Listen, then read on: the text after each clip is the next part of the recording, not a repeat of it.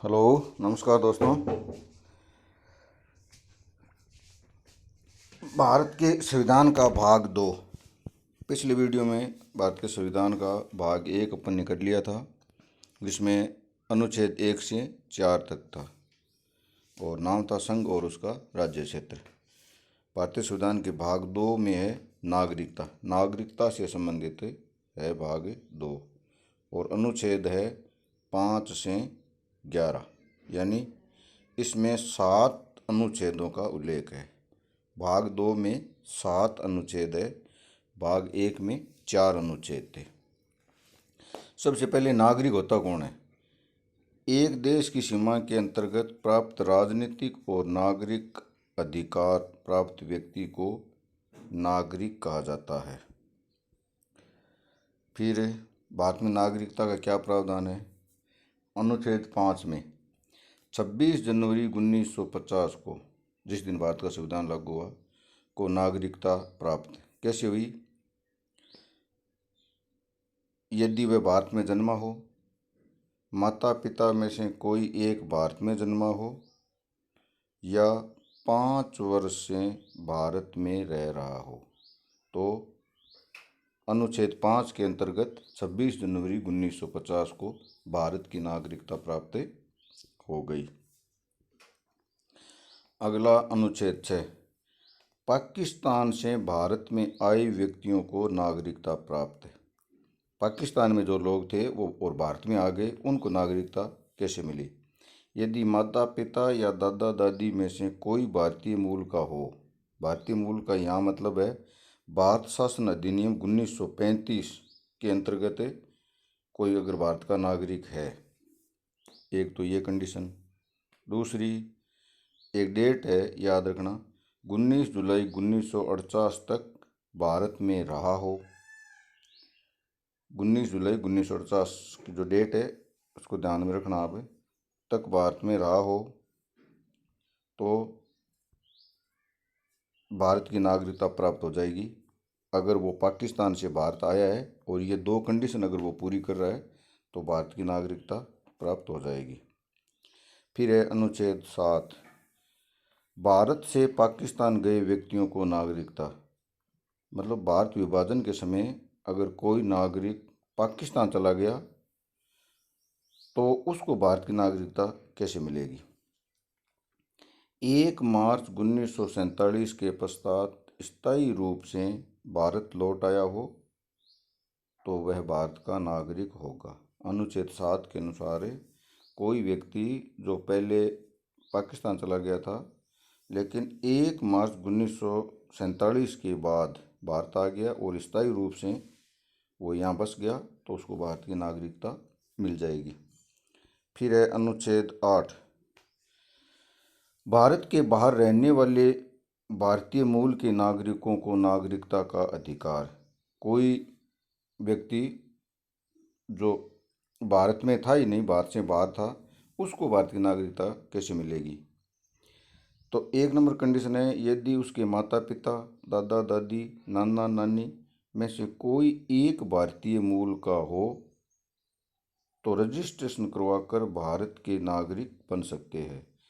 मतलब कोई वंशज उनका भारतीय मूल का अगर है तो अनुच्छेद 8 के अनुसार उसको भारत की नागरिकता माता पिता के आधार पे, दादा दादी के आधार पे या नाना नानी के आधार पे रजिस्ट्रेशन करवा के भारत की नागरिकता प्राप्त कर सकता है।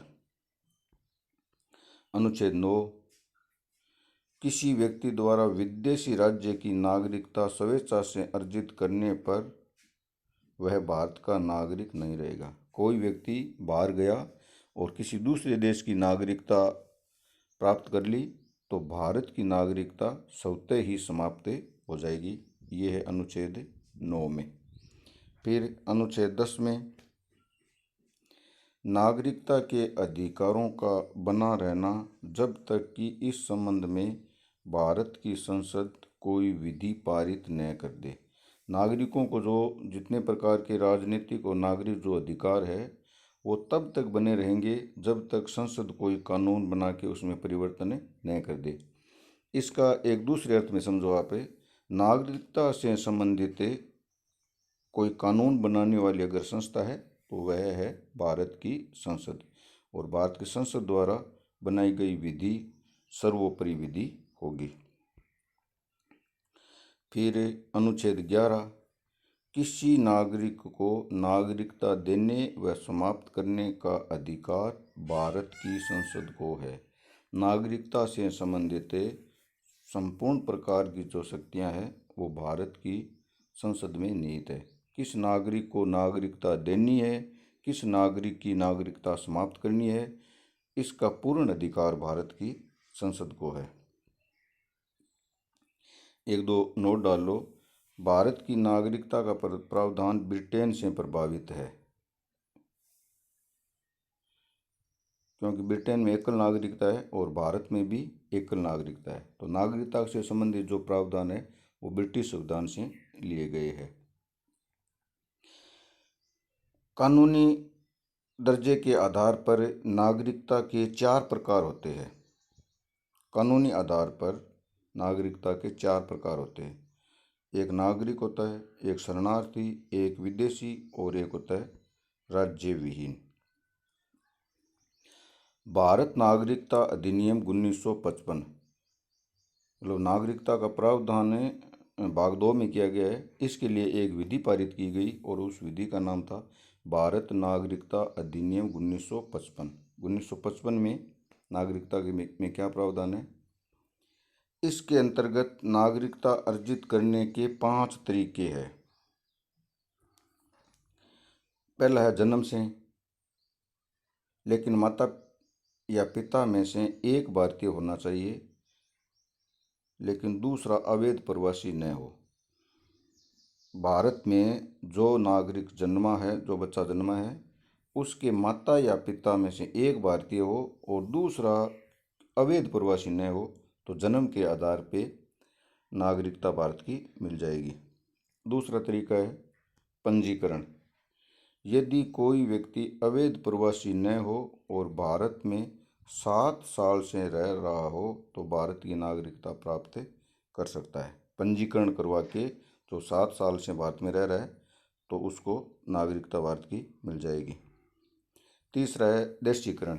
यदि कोई व्यक्ति कला, साहित्य, विज्ञान या अच्छे चरित्र वाला व्यक्ति है तो भारतीय संसद ऐसे व्यक्ति को भारत की नागरिकता दे सकती है।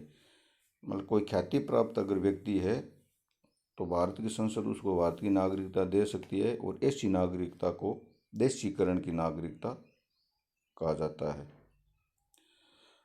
चौथा है वंश से। यदि माता पिता या दादा दादी में से कोई एक भारतीय हो तो उसको भारत की नागरिकता मिल सकती है। 5 नंबर है किसी भूभाग का भारत में मिल जाना। यानी भारत की सरकार ने किसी क्षेत्र को अधिग्रहण कर लिया हो, जीत लिया हो, और उस क्षेत्र की जितनी जनसंख्या है वो स्वतः ही भारत की नागरिकता उनको मिल जाएगी। फिर नागरिकता के समाप्त करने के तरीके। पहला तरीका है स्वेच्छा से परित्याग करना, मतलब भारत की नागरिकता छोड़ देना। दूसरा, भारत की संसद द्वारा नागरिकता समाप्त करना। भारत की नागरिकता होते हुए दूसरे देश की नागरिकता अधिग्रहण कर लेना, तो भारत की नागरिकता समाप्त हो जाएगी। फिर है वंचित करने पर। यदि भारत की नागरिकता किसी फर्जी तरीके से प्राप्त की है या आवेदन करने वाले व्यक्ति को किसी दूसरे देश ने सजा सुना दी हो तो संसद ऐसे व्यक्ति को नागरिकता से वंचित कर सकती है। ये था भाग 2 नागरिकता से संबंधित। कल अपन अध्ययन करेंगे भाग 3। भाग 3 थोड़ा लंबा होगा, मौलिक अधिकारों से संबंधित है, बहुत सारे उसमें अनुच्छेद है। तो मिलते हैं कल। थैंक यू दोस्तों।